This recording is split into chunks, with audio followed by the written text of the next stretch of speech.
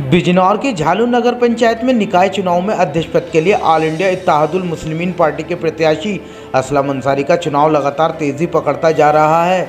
नगर के विकास और आपसी भाईचारे के नाम पर जनता से वोट मांग रहे असलम अंसारी को जनता का भरपूर समर्थन मिल रहा है। निकाय चुनाव में झालू नगर पंचायत में अध्यक्ष पद के लिए किस्मत आजमा रहे हैं असलम अंसारी पूर्व में नगर पंचायत के सदस्य रह चुके हैं। Aslam Ansari all India Ittehadul Muslimeen meme के प्रत्याशी हैं। असलम अंसारी जनता के दिल में जगह बनाने की भरपूर कोशिश कर रहे हैं और इसमें वे कामयाबी भी हासिल कर रहे हैं। नगर में उन्हें ज़बरदस्त समर्थन मिल रहा है। अपनी सादगी से लोगों को अपनी तरफ आकर्षित कर रहे असलम अंसारी नगर के विकास, रोजगार, शिक्षा, स्वास्थ्य के साथ साथ आपसी भाईचारे को महत्वपूर्ण बता रहे हैं। उनका कहना है कि नगर में हिंदू मुस्लिम एकता की मिसाल होती थी, लेकिन राजनीति ने इस भाईचारे में दरार कर दी है। असलम अंसारी इसी भाईचारे को बढ़ाना चाहते हैं और फिर से नगर का माहौल वैसा ही बनाना चाहते हैं जिसके लिए झालू जाना जाता था। उनका कहना है कि यहाँ पर काफ़ी समस्याएं हैं। पिछले चेयरमैनों ने नगर का विकास नहीं बल्कि अपना विकास किया और जनता की परवाह नहीं की। उन्होंने कहा कि मेरा मकसद नगर में बेरोज़गारी दूर करना है। उन्होंने कहा कि उनके चेयरमैन बनने के बाद नगर में रोज़गार के अवसर बनाए जाएंगे। असलम अंसारी के ये वादे लोगों को खूब पसंद आ रहे हैं। अब देखना यह है कि 4 मई को झालू की जनता उनकी किस्मत का क्या फ़ैसला करती है।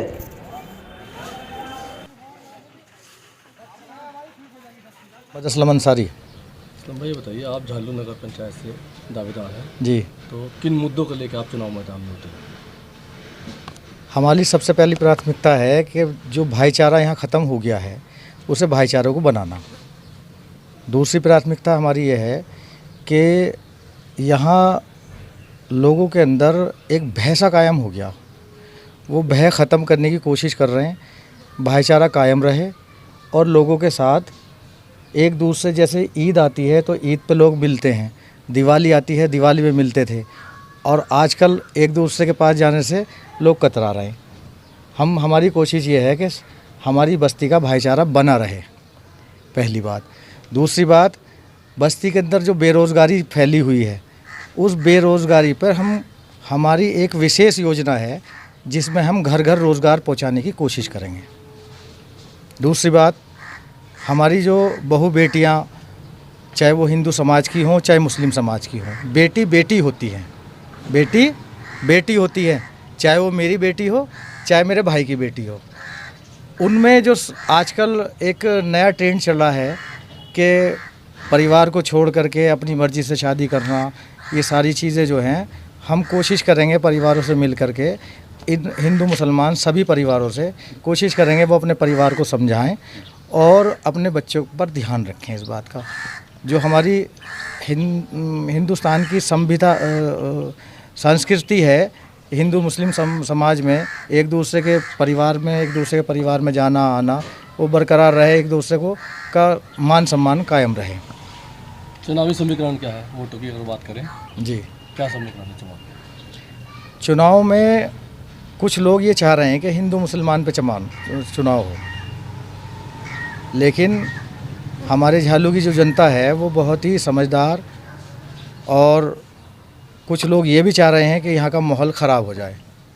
लेकिन हमारे यहाँ की झालू की जो जनता है वो चाहे हिंदू हो चाहे मुसलमान हो, वो बहुत ही समझदारी के साथ काम करने की कोशिश कर रही है और ये चाह रही है कि हिंदू मुस्लिम समाज में, हमारे समाज में कोई भी बिगाड़ पैदा ना हो और भाईचारा कायम रहे, और वोटिंग उस हिसाब से हो कि जो ठीक ठाक लोग हैं, समझदार लोग हैं, जो उस बात को नहीं चाहते, दंगे को या किसी चीज़ को नहीं चाहते, वो काम यहाँ कायम हो जाए। मुकाबला किससे है आपका झालू? मुकाबला हमारा लोकेंद्र से रहेगा। क्या कौन सी पार्टी से हैं लोकेंद्र? वो भारतीय जनता पार्टी के प्रत्याशी हैं और बहुत ही टेक्निकल हिसाब से वो चुनाव लड़ने की कोशिश कर रहे हैं। लेकिन जनता क्या चाह रही है, जनता भी चुप है और जनता बहुत सोच समझ के फैसला करेगी। अरे पिछली बार असलम भाई, आप पहली बार चुनाव लड़ रहे हैं जी। पिछली बार भी लोग चेयरमैन यहाँ पर रहे हैं, तो उन चेयरमैनों की क्या खामियां समझते हैं कि जो आपको चुनाव में आना पड़ा, या आप क्यों आ रहे हैं आप चुनाव लड़ने, और उनकी क्या खामियां रही? क्या काम करा है उन लोगों ने? जो इस टाइम चेयरमैन थे उन्होंने बस्ती के अंदर कोई विकास करने की कोशिश नहीं की।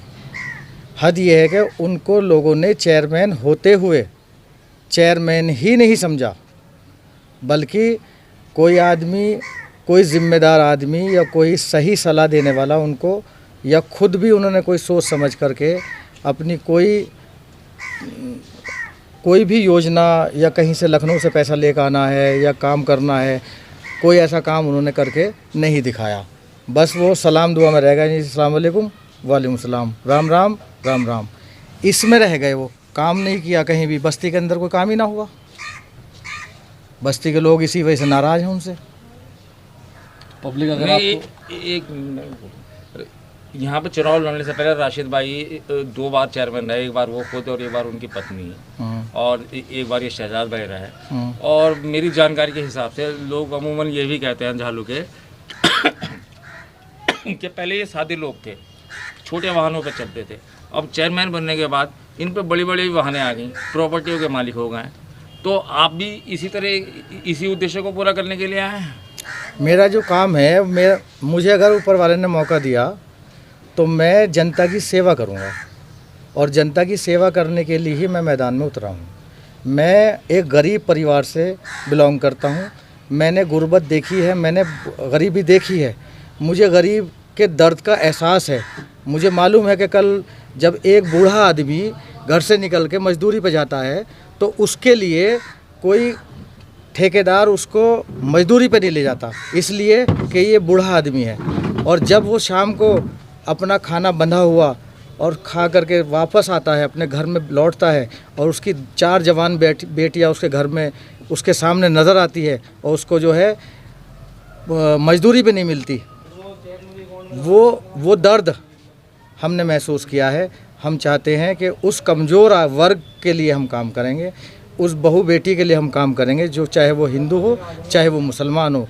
हमारे लिए हिंदू मुसलमान कुछ नहीं, हम सब भाई भाई हैं। और हम चाहते हैं कि हर घर में रोज़गार हो, हर घर में जो बेरोज़गार हैं उनको रोज़गार मिले, और जो किसी के घर में किसी तरह की भी समस्या है, परेशानी है, किसी के घर में लड़की जवान है उसकी शादी कराने का काम करेंगे, किसी के कोई बीमार है उसको सही ट्रीटमेंट दिलाने का काम करेंगे, कोई बेरोज़गार है या उसका काम टूट गया है।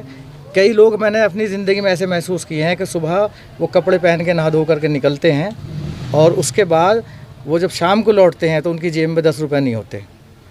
जब उनके जेब में 10 रुपये नहीं होते, वो अपने परिवार में आते हैं तो पता ये लगता है कि घर में भूखमरी है, एक वक्त का खाना नहीं बना।